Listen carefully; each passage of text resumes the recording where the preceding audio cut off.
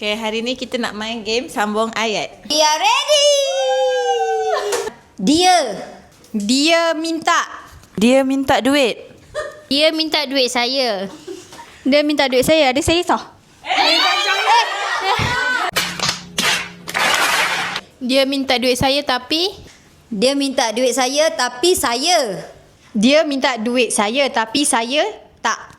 Dia minta duit saya tapi saya tak bagi. dia minta duit saya tapi saya tak bagi langsung. Dia minta duit saya.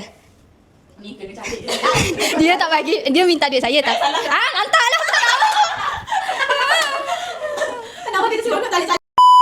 Dia minta duit saya tapi saya tak bagi langsung. Cuma Dia minta duit saya tapi saya tak bagi langsung. Cuma dengan Dia minta duit saya tapi saya tak bagi langsung. Cuma apa?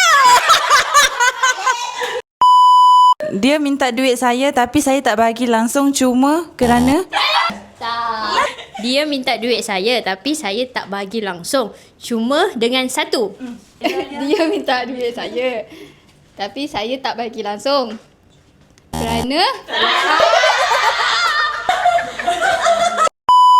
Dia minta duit saya tapi saya tak bagi langsung cuma dengan satu syarat. dia minta duit saya tapi saya tak bagi langsung. Cuma dengan satu syarat. Dia minta duit saya tapi saya tak bagi langsung cuma dengan satu syarat. Dia mestilah. dia minta duit saya. Dia minta duit saya tapi saya tak bagi langsung. Cuma dengan satu syarat, dia mestilah orang. Dia minta duit saya tapi saya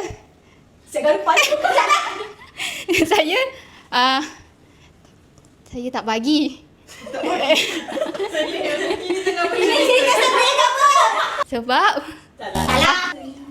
Dia minta duit saya tapi saya tak bagi langsung cuma dengan satu syarat.